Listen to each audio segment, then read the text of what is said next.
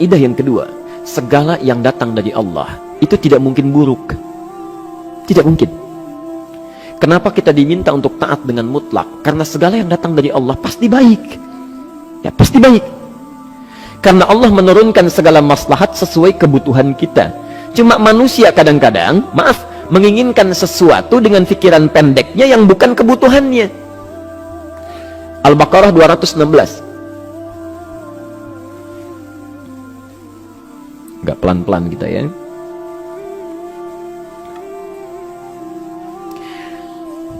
Bapak Ibu kalau diminta milih, pilih motor, pilih mobil. Pilih motor, pilih mobil. Kalau sebagai manusia biasa pilih motor, keterlaluan itu. Umumnya akan memilih mobil.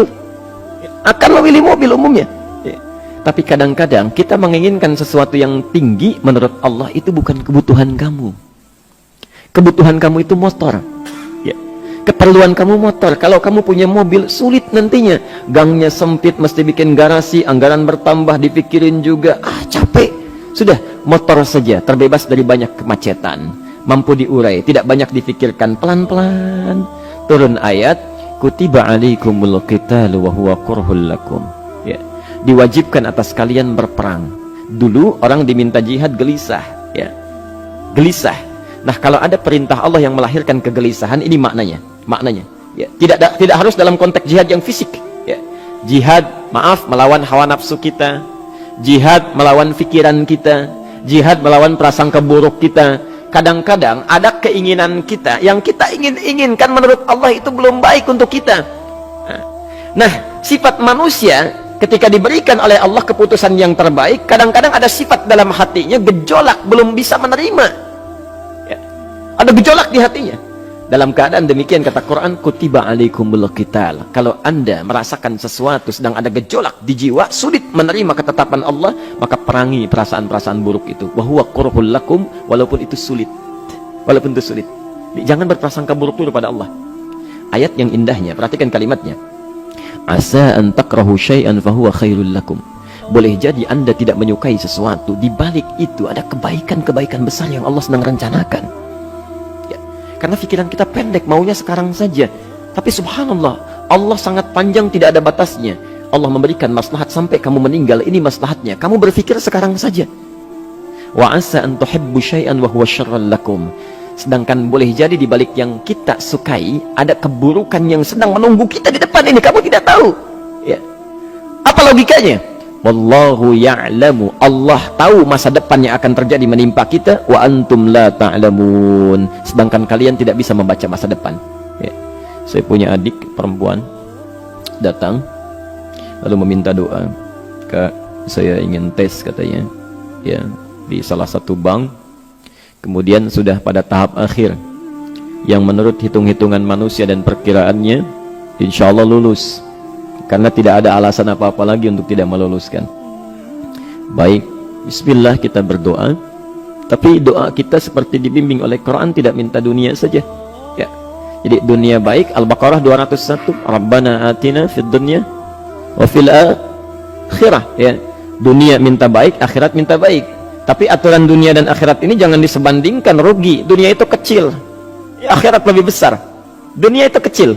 Makanya diatur di Al-Qasas, ya, ayat 77 sampai 78 itu aturannya, wabtaghi fima atakallahu daral akhirah wala tansa nasibaka minad dunya. Minta seluas-luasnya akhirat, tapi dunia jangan berlebihan. Ya. Sekedar mencukupi kebutuhan kita saja. Ya. Pakaian, Bapak Ibu sekalian, ya, kita beli pakaian sesuai kebutuhan saja, jangan berlebihan. Ya. Cukup ketika kita akan sholat, layak, indah dalam pandangan Allah. Ketika kita akan bermuamalah, bagus, tidak mengecewakan orang lain, sudah. Maka waktu selebihnya, ketika kita mencari sesuai kebutuhan, waktu selebihnya bisa digunakan untuk memperbanyak ibadah. Tidak banyak energi terbuang, uang juga terbuang, tenaga juga terbuang. Bayangkan kalau keinginannya macam-macam. Wah, ingin baju terbaru, ingin tasnya Hermes, mereknya dari Paris, sekarang juga mesti dibeli. Wah, uangnya sudah 400 juta keluar, tenaga mesti keluar, beli tiketnya macam-macam dan sebagainya. Habis waktu untuk mengejar dunia, ibadah tertinggalkan. Di rumusnya dunia itu secukupnya saja. Nah, Yang paling menarik, kita doakan supaya Allah memberikan kebaikan dunia dan akhiratnya yang paling utama. Maka datanglah dengan lesu mengatakan, saya tidak lulus katanya. Kenapa? Saya bilang, saya tidak tahu, saya sudah berusaha. Tapi konon kabarnya, saingan saya adalah anak salah satu pejabat. Masya Allah. Saya bilang, kamu jangan bersedih. Kamu menginginkan sesuatu dengan pikiran pendek, Allah pasti memberikan yang terbaik yang tidak terlukiskan nanti. Subhanallah. Pekan beberapa hari setelah itu, muncul berita, ternyata dia diterima di bank syariah. Dia menginginkan sesuatu yang diinginkan, Allah menginginkan lebih dari apa yang dia harapkan. Dikasih bank syariah, di situ terjaga, meningkat keagamaannya, terjaga hijabnya, segalanya, dan disitulah kemudian diarahkan untuk menemukan jodohnya. Masya Allah. Dia berpikir saat itu Allah merencanakan masa depannya. Ya, jadi apa yang Allah sudah rencanakan pasti baik, Pak, Bu. Jadi tadi dari salat subuh yang pertama kali ingin disampaikan adalah, coba dilihat sampai subuh ini, adakah aturan Allah dan Rasulnya yang sampai subuh ini pernah kita langgar, pernah kita ragukan? Barangkali itu yang membuat kehidupan kita sulit. Ya. Allah, Rasul membuat aturan. Dan ada 4 tipikal orang, ya, 4 tipikal orang bila dihubungkan dengan aturan yang Allah dan Rasul sudah buat itu. 1, ada yang ikut aturan. Maka orang seperti ini, kata Quran, yuridullahu bikumul yusra wala yuridu bikumul usra. Al-Baqarah 185. Allah menginginkan kemudahan, tidak menghendaki kesulitan dalam hidupmu. Ya. Maka dibuat aturan, yang ikut aturan Allah pasti mudah hidupnya. Ya, pasti mudah hidupnya. Ya. Rizkinya mudah, hidupnya mudah, nyaman, enak. Ya. 1, ada yang ikut aturan. Yang kedua, ada yang keluar aturan. Ya. Ini pasti repot. Pasti repot. Di awal-awal seperti menyenangkan, ujung-ujungnya repot. Allah bilang, jujur, jangan berdusta. Kalau dusta celaka. Wailul lil mukadzibin. Celaka bagi para pendusta. Dia keluar aturan, dia berdusta. Awal-awal memang nikmat. Besok. Ya. Pak, ini amplop siapa ya? Ya. Maaf Pak, ini amplop memang ini khusus Pak. Anggaran tertentu tidak ada kaitan dengan proyek ini. Padahal ada kaitan dengan proyek, dia sisihkan untuk kepentingan pribadinya. Bohong. Saat itu merasakan enak dapat tambahan, besok-besok dikejar-kejar sama aparat kepolisian. Ya. Celaka. Wail, itu sudah keluar aturan pasti celaka. Ya. Subhanallah. Jadi ada orang kedua keluar aturan. Yang ketiga bikin aturan sendiri. Dikasih aturan, dia bikin aturan sendiri. Subhanallah. Kalau sakit dibuat ketentuan. Sakit pertama kalau biasa-biasa saja, ya subhanallah, ikhtiarnya pergi ke dokter. Seorang sahabat datang kepada Rasulullah, ya Rasulullah, saya sakit, tolong doakan saya. Kata Nabi, idhab ila tabib, pergi ke dokter. Ini orang pintar sekali. Kata orang ini, ya Rasulullah, Anda kan Nabi Rasul, angkat tangan Anda, Allah kan maha menyembuhkan, nanti Allah sembuhkan saya. Cerdas ya? Tapi subhanallah, Nabi harus lebih cerdas, dapat bimbingan dari wahyu. Pergilah ke dokter, karena kesembuhan yang telah Allah tetapkan dititipkan di tangan para dokter. Masya Allah, pergi ke dokter. Ya. Itu rumus pertama. Nanti kalau dokter sudah pada hand up, ya, angkat tangan, tidak mampu menyembuhkan, itu tandanya Allah ingin langsung menyembuhkan tanpa turut campur makhluk yang ada. Maka kaidahnya akan berubah nanti, ya, dari kaidah biasa kepada kaidah Al-Anbiya ayat 83 sampai 84. Itu aturan yang menyembuhkan langsung dari Allah Subhanahu wa taala. Tapi kalau Anda sakit, perginya ke dokter. Ya. Cuma ada manusia bikin aturan sendiri. Sakit, pergi ke dukun. Ya. Dukun nggak bisa, pergi ke paranormal. Dirinya pun sudah nggak normal. Makanya disebut paranormal, karena nggak normal. Ya. Tapi didatangi juga gitu, bikin aturan sendiri. Karena itu jadi lebih sulit hidupnya. Ya.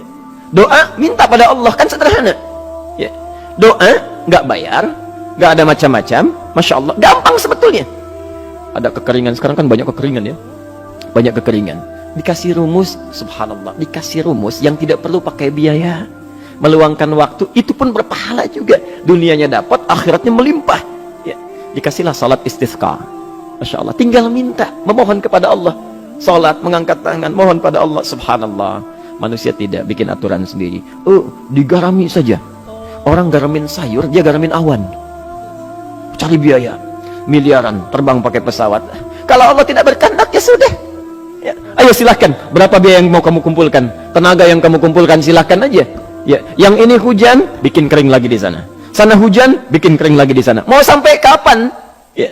Dikasih yang gratis, tinggal muncul. Cuma manusia bikin aturan sendiri. Ya susah hidupnya. Itu yang ketiga. Yang keempat, ada orang nggak mau diatur. Allah bikin aturan, dia nggak mau diatur. Ya, Masya Allah. Ini yang luar biasa. Inilah yang fasik. Fasik itu keluar dari aturan, menyimpang. Tidak mau diatur dia. Ya, tidak mau diatur. Karena itu Bapak Ibu sekalian, dari ayat yang pertama ini, ya, mari kita evaluasi sampai dengan hari ini subuh. Dari ayatnya memang sederhana, singkat, padat, cuma satu ayat. Tapi meminta kita untuk melihat, sudahkah sampai hari ini taat pada Allah dan Rasulnya? Yang kedua, ketaatan kita apakah selalu ragu atau sudah melahirkan keyakinan yang paripurna? Ya. Yang ketiga, pelajari aturan-aturan Allah terkait kehidupan kita. Aturan salat, aturan muamalah, ya, aturan beraktivitas, aturan berumah tangga. Pelajari itu supaya mendapatkan kemudahan. Biasanya kesulitan didapatkan karena kita belum mengenal aturan Allah dan